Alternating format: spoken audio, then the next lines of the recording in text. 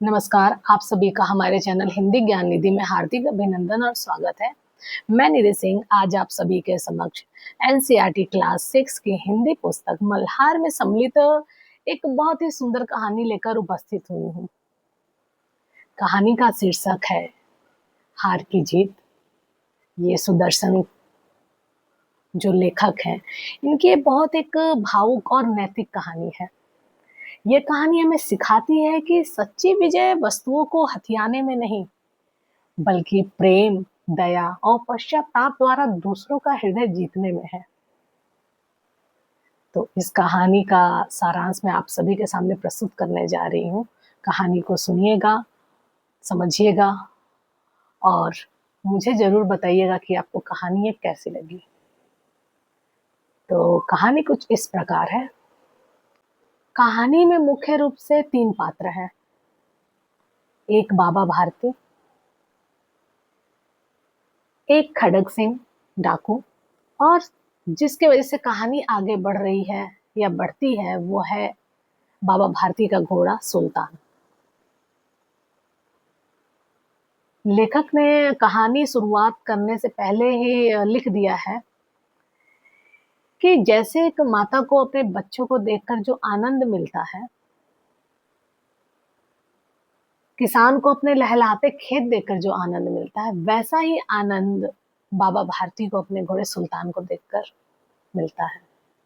भगवत भजन करने के बाद जो भी बाबा भारती के पास समय बचता है, वो अपने घोड़े सुल्तान की देखरेख में लगा देते हैं। घोड़ा था भी बहुत सुंदर, हष्ट-पुष्ट, देखने में सुंदर, चमकदार, चाल में तेजी। यही कारण था कि जो उसकी चर्चा गाँव के अगल-बगल जितने भी गाँव थे, हर जगह उसकी चर्चा होती थी। ये चर्चा होते-होते जो डाकू खड़ग सिंह था, उसके कान में भी पहुँचती है। सब उससे बताता है कि अरे आपके पास तो बहुत सारे घोड़े हैं, लेकिन जैसा सुल्तान है, वैसा तो नहीं है आपके पास। खड़ग सिंह था तो डाकू, अच्छी चीजों के लिए लोभ मन में आना तो जाहिर सी बात थी इसके अंदर। वो सोचने लगता है कि जिस घोड़े के बारे में मैं इतना सुन रहा हूँ, क्यों ना चलकर एक बार देख ही आता हूँ। क्या जो लोग बोल रहे हैं वो सच में ऐसा है? फिर क्या था? डाकू खड़ग सिंह पहुंच जाता है बाबा भारती के आश्रम में। बाबा भारती स्वभाव से संत व्यक्ति थे। उसे देखते हैं, बैठाते हैं, बातचीत उनके बीच होती है। फिर वो खड़ग सिंह जो इच्छा लेकर आया था, वो इच्छा बाबा भारती के सामने प्रस्तुत कर देता है। बोलता है, मैंने आपके घोड़े के बारे में सुन रखा है, मैं भी देखना चाहता हूँ कि क्या सच में जैसे मैंने सुना है वैसा ही है वो। बाबा भारती तो भाई अपने बच्चे की तरह उसे पाल रखे हैं, अपने बच्चे की तारीफ सुनकर वो और गदगद हो जाते हैं और अस्तबल में ले जाकर खड़ग सिंह को घोड़ा दिखा देते हैं। उसको उस पे बैठकर उस पे सवारी करके भी दिखा देते हैं। खड़ग सिंह सोचता है, हाँ, सच में जैसा सुना था ये तो सच में उससे भी ज़्यादा अच्छा है। और बच्चों की तरह अंदर बातें ना रखकर वो अपने अंदर की जो भावना है वो व्यक्त कर देता है। वो बोलता है कि बाबा एक बात मैं कहता हूँ, ये घोड़ा जो है ना बहुत ही सुंदर है, लेकिन मैं इसे आपके पास नहीं रहने दूंगा। बाबा भारती ये सुनते हैं, उन्हें थोड़ा-सा डर भी लगता है, लेकिन वो कर भी क्या सकते हैं? वो मन में थोड़े से घबरा ज़रूर जाते हैं, लेकिन वो फिर सोचते हैं, देखता हूँ ये कैसे लेके जाता है।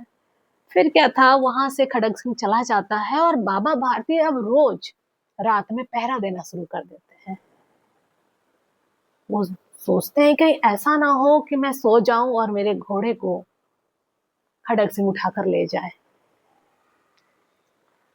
ऐसे ही जब बहुत दिन बीत जाता है, उन्हें पहरा देते हुए बहुत दिन बीत जाता है, तो वो सोचते हैं कि खड़ग सिंह तो अभी तक आया नहीं। वो ऐसे ही बोला होगा, वो मन में सोचते हैं। वो क्या करेगा मेरे घोड़े का? उसके पास तो इतने सारे घोड़े हैं, उसने शायद ऐसे ही बोल दिया होगा। फिर बाबा निश्चिंत हो जाते हैं, उसके बाद वो पहरा देना बंद कर देते हैं। फिर एक दिन क्या होता है, संध्या के समय बाबा भारती अपने घोड़े पे सवार होकर गांव के से थोड़ा बाहर टहलने के लिए निकलते हैं। साथ में घोड़े की सुंदरता, चाल ढाल को देखकर मन ही मन प्रसन्न भी होते हैं। गांव से कुछ ही दूर पहुंचे रहते हैं आगे कि उन्हें एक पेड़ के नीचे एक अपाहिज कंबल ओढ़ा हुआ कोई तकलीफ में कराहता हुआ एक व्यक्ति दिखाई देता है। बाबा भारती अपने को रोक नहीं पाते हैं, वो घोड़े से उतरते हैं और उसके पास जाते हैं और पूछते हैं, भाई क्या हुआ? वो बताता है कि मुझे बगल के गांव जाना है, रामा वाला, वहां कोई वैद्य जी हैं, उनसे मिलना है, लेकिन मैं क्या करूं, मैं तो चल भी नहीं पा रहा हूँ। बाबा भारती बोलते हैं, कोई नहीं, नहीं चल पा रहे, मैं हूं ना, मैं जानता हूँ, चलो मैं पहुंचा देता हूँ। बाबा भारती उसे घोड़े पर बैठा देते हैं और घोड़े की लगाम खुद पकड़कर आगे आगे पैदल चलने लगते हैं। लेकिन कुछ ही क्षणों में वो क्या देखते हैं कि उनके हाथ से जो लगाम होती है घोड़े की, वो तुरंत कोई छीन लेता है। थोड़ी ही देर में सारी परिस्थितियां बदल जाती हैं। जो कंबल ओढ़ा हुआ आदमी था वो अपना कंबल हटा चुका होता है। अब बाबा भारती देख लेते हैं, ये और कोई नहीं, ये तो डाकू खड़क सिंह है। खड़क सिंह घोड़े की लगाम अपने हाथ में लेता है और तेजी से घोड़ा लेकर आगे दौड़ाने लगता है। बाबा भारती एक साथ कई भावनाओं में उलझ जाते हैं। उन्हें घबराहट भी होता है, दुख भी होता है, आश्चर्य भी होता है, पछतावा भी होता है। फिर अपने आप को शांत करते हैं और आवाज देते हैं खड़क सिंह को कि ओ खड़क सिंह, रुक जा, थोड़ी मेरी बात सुनता जा। खड़क सिंह सोचता है, ये बाबा मुझे क्यों आवाज दे रहा है, मैं नहीं देने वाला इसका घोड़ा वोड़ा वापस। फिर आवाज लगाते हैं बाबा भारती। वो सोचता है कि चलो, अगर ये इतनी बार आवाज लगा रहे हैं, घोड़ा तो मेरे पास आ गया है, अब वो क्या कर लेंगे, सुन लेता हूँ क्या कह रहे हैं वो जाता है बाबा भारती के पास, बोलता है, हाँ बाबा बोलो क्या है, जो भी बोलना, लेकिन इस घोड़े को वापस मत मांगना, मैं नहीं दूंगा इस घोड़े को। बाबा भारती बोलते हैं, ना ना बेटा, मैं इस घोड़े को नहीं मांग रहा हूँ, ये घोड़ा आज से तुम्हारा हुआ।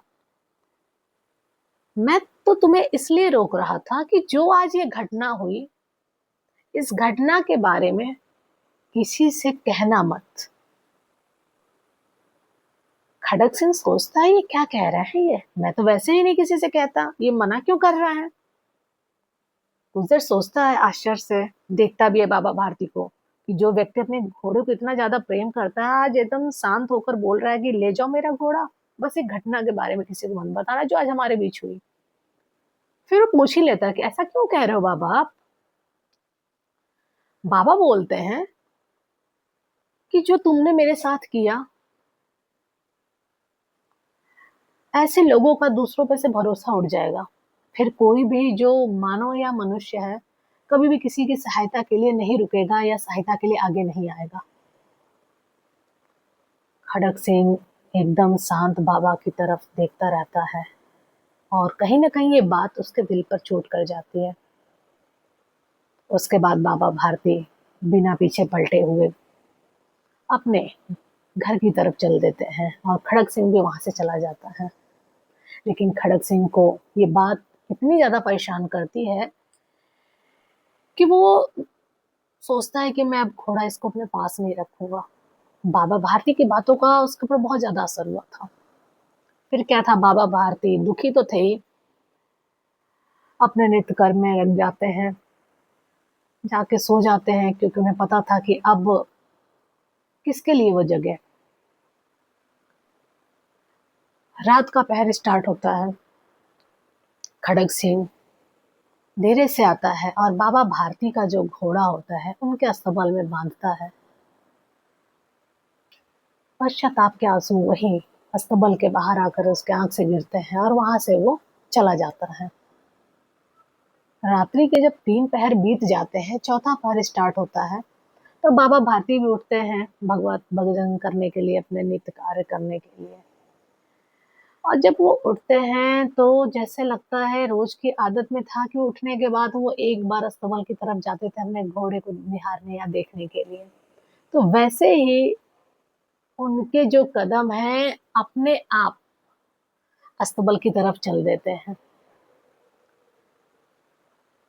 अस्तबल की तरफ जैसे वो दरवाजे पे पहुंचते हैं अस्तबल के, उनको लगता है मैं क्या कर रहा हूँ, किसके लिए जा रहा हूँ, वहां तो मेरा घोड़ा है नहीं। फिर उसके बाद वो जैसे ही वहां रुकते हैं और सोचते हैं कि मैं वापस चलूं, वैसे ही घोड़े ने अपने पिता समान जो मालिक है, उनके जो पद की चाप है वो पहचान लेता है। वो आवाज लगाता है, बाबा भारती उसके आवाज सुनते हैं और एक क्षण भी अपने को रोक नहीं पाते हैं और दौड़े भाग जाते हैं अस्तबल के अंदर।